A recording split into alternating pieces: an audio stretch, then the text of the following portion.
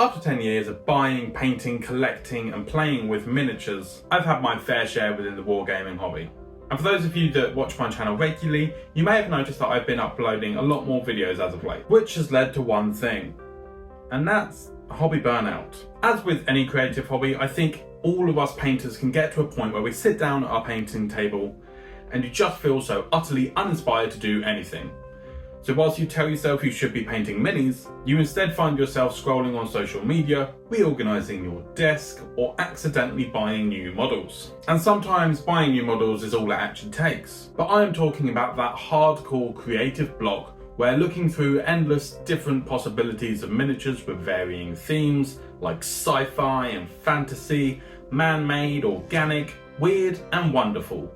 None of it is shifting my gears towards painting. When it is that bad, what should I do? Should I quit? I've been part of this hobby for 10 years now. Is it really time to give up and throw it all away? Have those 10 years been a total waste of time? No. This is normal and it can happen to anyone, so don't panic. We can all get to that point where we just don't want to paint anymore, but there are ways to fix this problem. And that is what this video is about. I'm going to make sure that you're always inspired and teach you about the creative bank account. The first time that I heard of the concept known as a creative bank account was in a video by one of my illustration heroes, Jake Parker. And whilst that video may have been made with the perspective of an illustrator, the concept really can be applied to any creative field. So what is a creative bank account? Well, it has become the way that I view creativity, how it can work for you and how you can get it to work for you. We are in a very fortunate position where we can sit down to paint and a great deal of the work has been done for us. The sculpt itself has already brought a lot of creativity to the table. But sometimes, staring at that blank grey mini, it can be hard to know what to do with it. Hard to know what direction to go. This feeling is because your creative bank account is empty. The creative bank account works exactly the same way that an actual bank account works. If you want to withdraw something from this account to fuel your project, you first need to have made a deposit. You don't just get to walk into a bank and withdraw a bunch of money without ever having actually deposited anything. And of course, the more you deposit into it, the more you can withdraw later. So as miniature painters, what can we use to fill this creative bank account so that we can later withdraw some inspiration for ourselves? Well, the short answer is anything. But let me give you some examples. As with any form of art, one of the best things you can do is surround yourself with things that inspire you. An image library can be both digital and physical, whether it be Pinterest boards, saved social media posts, wall art, or even books. It should be a library of things that you have found and liked enough to save for later. The internet is littered with outstanding pieces of work that we can try to learn from. Places like Instagram in particular supply a never-ending myriad of outstanding work that can help spark some excitement for our next piece. This can be a double-edged sword, however. The internet is usually a place where people present the best versions of themselves, so you rarely see the struggles and mistakes that are made in creating pieces of art, which can often be discouraging. But that is a whole other video topic in itself. I believe it is quite important when creating your image library to keep it varied and have a wide range of things that inspire you. If you only paint 40k minis, do not only look at 40k miniatures. In fact, don't only look at miniatures either. Look at architecture, real-world warfare, photography. Looking at a range of different things and creating collections of images will feed into what you create, and as a result, what you do won't feel derivative because you are pulling inspiration from areas that aren't directly related to what you're doing. For example, my orc models are all painted with three main colours, and that is purple, green and orange. Now this colour scheme doesn't appear in any codex or any box art. Instead, it comes from a watercolour painting of a Pachyrhinosaurus I did a few years ago. This set of colours was used in the painting and made me want to experiment with that palette on a miniature. Another world famous example would be the coconut crab scheme for the Tyranids. I mean, the name says it all. This scheme came from being inspired by nature and applying it directly to a miniature. My personal favourite website for creating these image libraries is Pinterest. I have multiple Pinterest boards with different themes that I can refer to when I need. Saying that, the save option on Instagram does now allow you to create different folders, so you can do that there as well. Before we get on to the next part, I'd like to point out that 90% of the viewers on my channel are not subscribed. But if you enjoy my videos, then please consider subscribing. After all, it is free, it has no cost to you, and you can unsubscribe at any time. If you want to help the channel out even more, the next best thing you can do is just watch more videos, and maybe even share them with your friends. Now let's get back to the main topic. If you look around my office, I have various pieces of art by illustrators I look up to, or some official pieces of artwork that relate to a property hung up on my walls. At my desk I have stickers on my Mac and stuck to the lid of my wet palette. In the doorway to my office I have a display cabinet with what I believe to be my best work, something to constantly try and be better than.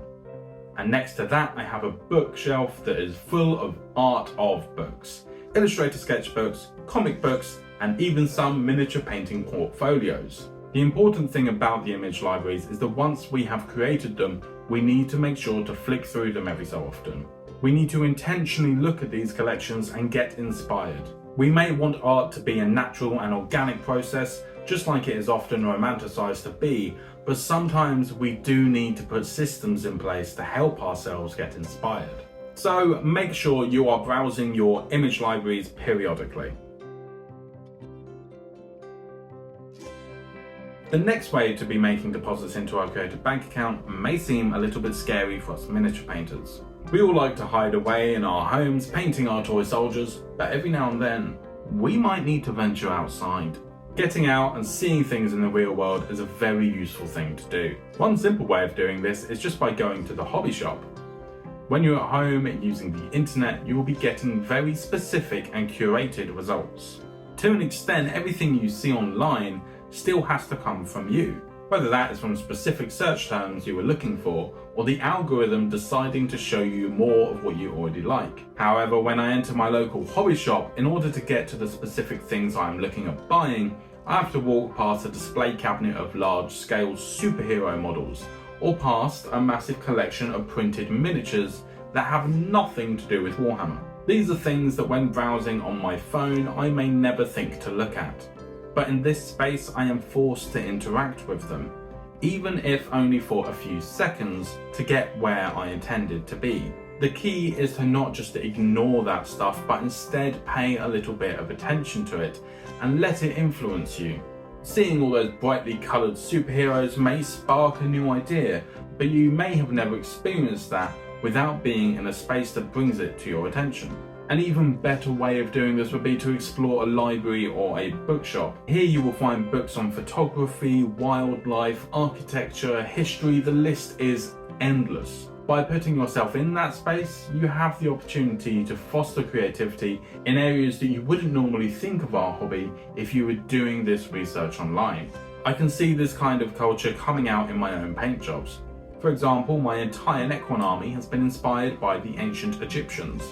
I even created a video on the experience of coming up with a scheme for the army. Another way to consume culture is through film. If you really like a certain genre of TV or movies, then make sure to try and avoid it from time to time and purposefully expose yourself to different genres. For instance, if you are really into comedies, maybe try and watch a western. If you love sci-fi, maybe even give a rom-com a go. The reason for doing this is we want to expose ourselves to different environments, different characters, different situations that you can later apply to the genre of art that you like to create. I mean, look at the Gene Stealer cult. The Kelomorph or Kelomorph, I don't know how it's said, model is a combination of our main sci-fi setting and the secondary influence of cowboys or westerns. It can also be seen in the orcs. I mean, the flash kits are literally pirates in space. In my own hobby, I have let film influence me a few times. Even right here on the channel, I did a whole video about painting my Smasher Squig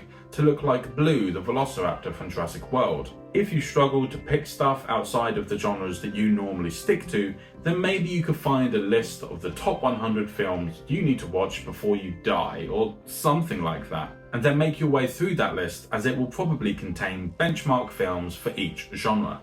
A fairly obvious source of inspiration is video games. Just like what we are doing on the tabletop, these are creating immersive worlds to tell stories in that you can experience as the player.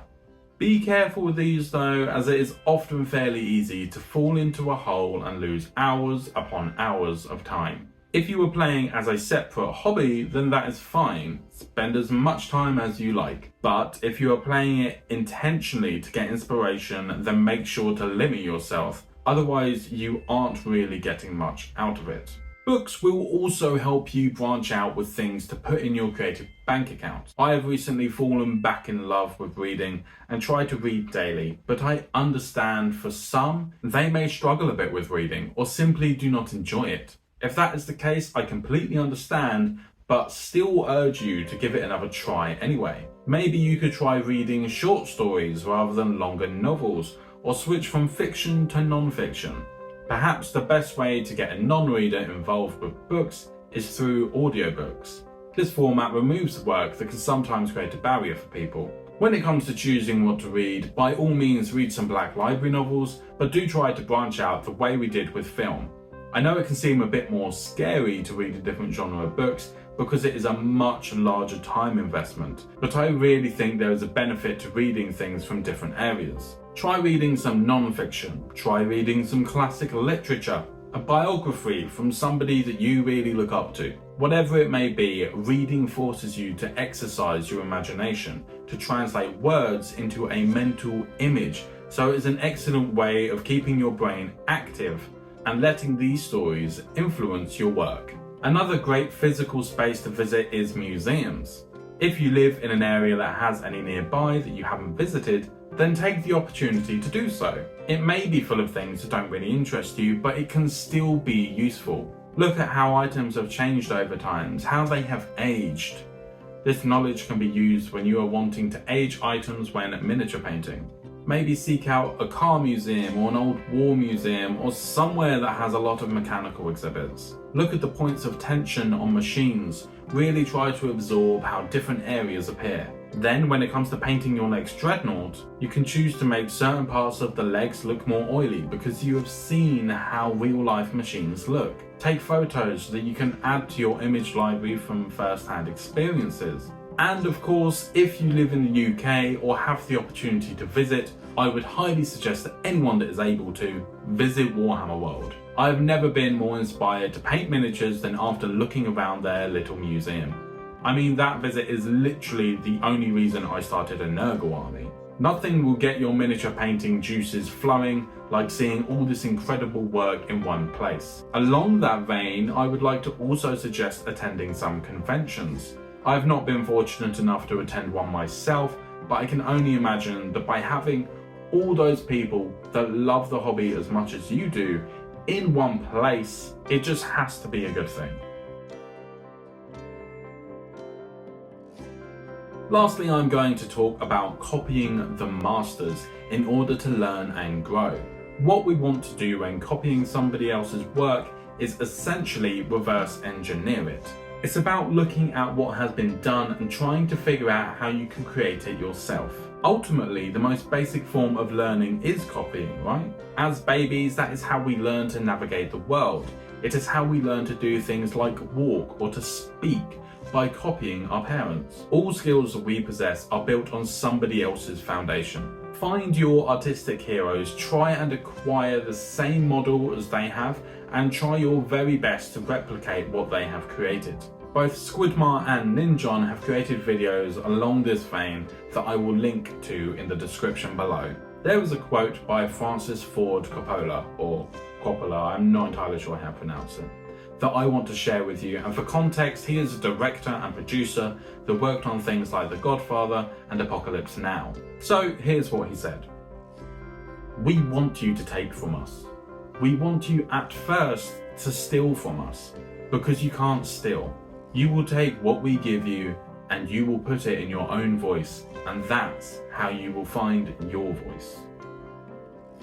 So what is being said here is that you aren't actually stealing, but instead you are taking what you can and recreating it with a little bit of you in there too, which will of course lead you in a direction of growth. Ninjon is a great example of this. In his first Master Study video, he's making a conscious effort to paint in the same way that the wizards at Craft World Studio do so. He has then continued to be influenced by how they paint, all the way up to some of his most previous work, but he has not stolen their style.